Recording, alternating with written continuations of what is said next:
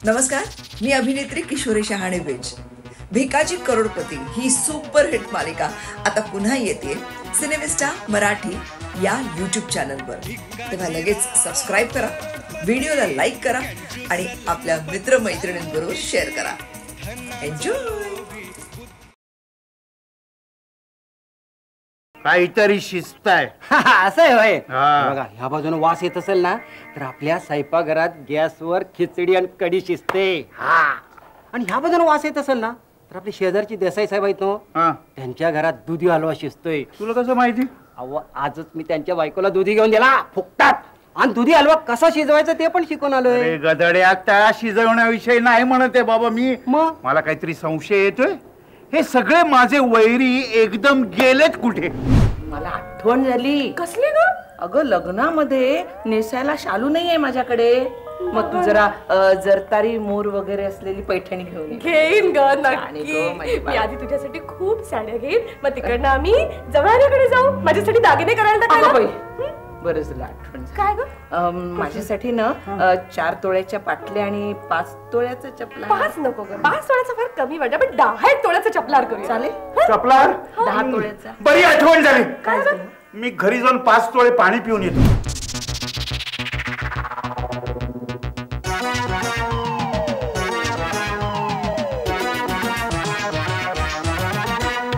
भिकाजीराव करोडपती कंजूस लंपट सांगू किती, धनाचा लोभी बुद्धीचा गोबी फुकट चंबू त्याची मती.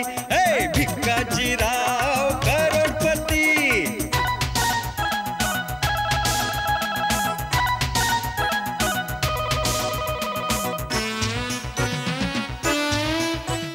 बहादूर. होय साहेब. बाबूराव जे काय म्हणतोय त्याच्यावर तुझा विश्वास आहे? साहेब, तुलसी के संसार में भात भात के लोग. ह्याच्यामध्ये तुलसीदासावरती एक लेख आहे, पण त्याचा खजिन्याशी काय संबंध? खजिन्याशी संबंध असू शकतो. हे बघा ना कसा रे कसा की इथे शब्द लिहिलाय तुलसीदास. दास शब्द त्यांनी मोकळा सोडलाय आणि फक्त तुलसीच्या खाली लाल आडवी रेघ आहे. म्हणजे आता विचार करा की फक्त तुलसीच्या खाली आडवी रेघ, तीही लाल रंगाची. तुलसी सापडला काय? म्हणजे नक्कीच खजिना तुळशी मातेच्या चरणी असणार. Correct correct Baburao, you are perfectly right. म्हणजे मला आता कळलं की आमचे बाबा तुळशी मातेचे एवढे मोठे भक्त काय आहेत म्हणून. हे बघ बाबूराव, तू आणि बहादूर आज मध्यरात्री तुळशी वृंदावनाच्या आजूबाजूला खोदकाम सुरू करा. आणि खजिना मिळाला रे मिळाला की आजचा दिवस एवढा शुभ असेल हे भटजीलाही माहित नसेल. अहो भिकाजी शेठची विकेट पडली आहे. म्हणजे काय झालं? काय झालं, आईने आपली चूक कबूल केली आणि आईने आता असं ठरवलंय की मीरेचं लग्न भिकाजी शेठची करायची नाही. मीरा. आता मला एक सांगा रावसाहेब की आता आमच्या बाबांसमोर नाटक करायचं काय कारण आहे? नक्कीच आहे. भिकाजीरावांची खरी चाल तर पुढे आहे. म्हणजे त्याचं असं आहे, श्रीमंत विधवेला सोडून तुझ्यासारख्या गरीब मुलीशी लग्न करायचं हे रहस्य अजूनही रहस्यच आहे. आणि शत्रू स्वतःच्या पायानी चालत येऊन शरण आला तर मला जास्त आवडेल. Right right. Old man is right. Old man is always right.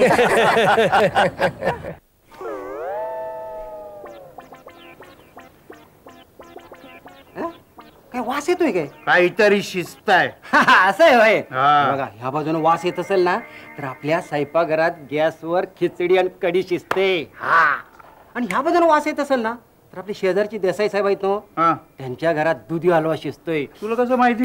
अहो आजच मी त्यांच्या बायकोला दुधी घेऊन दिला फुकटात, आणि दुधी हलवा कसा शिजवायचा ते पण शिकून आलोय. गदड्या त्या शिजवण्याविषयी नाही म्हणते बाबा मी. मग मला काहीतरी संशय येतोय. हे सगळे माझे वैरी एकदम गेलेत कुठे? तुमचा शंकासूर झालाय बघा. म्हणजे काय? अहो मला सांगा, आजकालची पूर्व लग्नाआधी आपला जोडीदार घेऊन फिरतेल का नाही? अहो लग्न झाल्यानंतर संसाराच्या जंजाळात त्यांना फिरायला गावणार आहे का?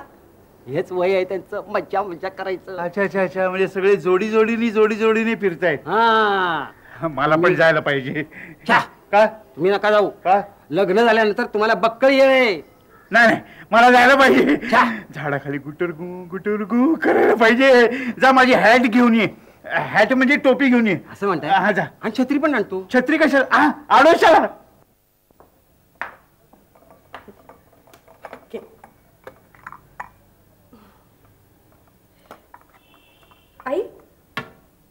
रावसाहेबांकडे गेलं ना की मला नेहमी वाटतं डॅडींकडे गेल्यासारखं.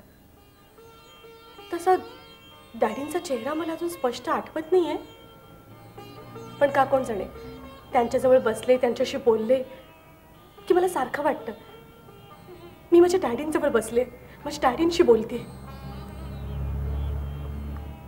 अगं त्यांचा तुला सुद्धा एक निरोप आहे. मला काय? तुझी ना नसेल तर मुंबईतल्या मोठ्या डॉक्टरकडनं ते तुझी ट्रीटमेंट करून घेणार आहेत. देव त्यांचं भलं करू, पण त्यांना सांगायचं नाहीस का? औषध पाण्याची मला आता गरज नाहीये. त्यांच्या सदिच्छा आहेत ना बरोबर, मग झालं तर. तशा त्यांच्या सदिच्छा आता नेहमीच आपल्या बरोबर आहेत ग. मला एकदा त्यांना भेटायचंय. अगं त्यांना पण तुला भेटायची खूप इच्छा आहे. आपल्या घरी येणार आहेत ते. नाही, नको नको, एवढ्या मोठ्या माणसाला कशाला त्रास द्यायचा. मीच त्यांना भेटेन. आई तू खूप चांगली आहेस ग. एकदम अचानक. माझं लग्न अभिजित बरोबर ठरवायचा निर्णय तुझाच होता. अगं समजून उमजून कुणी आई आपल्या लेकीला विहिरी ढकलेल का? तरी पण आहे, तुझ्यासारखी आई सगळ्यांना नाही मिळत ग.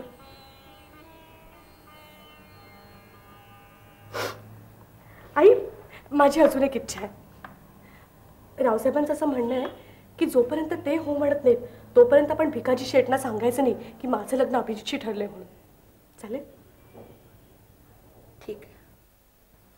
आत येऊ काय?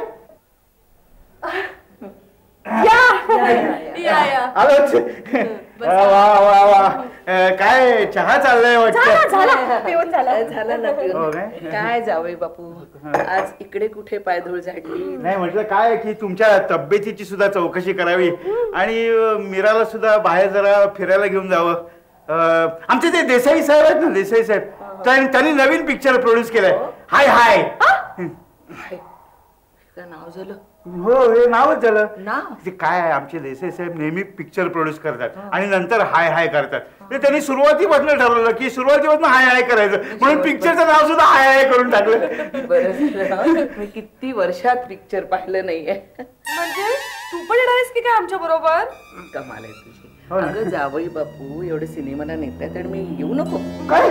म्हणजे अहो काय सरस्वती अक्का, तुम्हाला समजत कसं नाही की मुला मुलींना एकमेकांशी बोलण्यासाठी सूट द्यायला पाहिजे. मुला मुलींना म्हणजे तुम्हाला आणि मला? साहजिक आहे. काय काय हरकत नाही. म्हणजे मी काहीही बोलणार नाही मध्ये मध्ये, पण मी मध्ये बसेन दोघांच्या. अहो सरस्वती ताई, तुम्हाला कसं समजावून सांगू? दोन तरुण जवान मुलांमध्ये मोठ्याने बसू नये. ठीक आहे, मध्ये नाही बसणार, मागे बसेन. मागे? काय आई विचार काय तुझा? अगं दोघांना जरा शेजारी शेजारी बसलेलं बघायला नको का मला? मीरा काय काळजी करू नकोस, मागे बसू देत त्यांना, शेवटच्या रांगेतलीच तिकीट आहे. बसा बसा, मागे बसा. नाही हो, मी आई काय म्हणते, तू तिकडे येऊन थिएटर मध्ये बोर होशील, तू आपली घरीच थांब. भयंकर बोर व्हाल तुम्ही. तुम्ही दोघं म्हणत असाल तर मग नाही येत. नाही पण पिक्चर सुटल्यानंतर सरळ घरीच येणार आहेस ना? छे गो, हो ना. मी पहिल्यांदा माझ्या बॉयफ्रेंड बरोबर बाहेर जाणार आहे. बॉयफ्रेंड? हो बॉयफ्रेंड. मग आम्हाला वेळ नाही का लागणार जरासा? नाही जरासा काय, जरा थोडा जास्तच वेळ लागणार. जास्त? हो, कारण आम्ही पिक्चर संपल्यानंतर नदीवर फिरायला जाणार. नदी? नदी नदी कुठे आहे इथे? नदी इथे नाहीये. समुद्र. हा समुद्र, मग समुद्रावर फिरायला जाऊया. आणि आपण भेळ खाऊया. हो, पाणी पिऊया, पाणी पिऊया आणि नंतर पाणी पिऊया.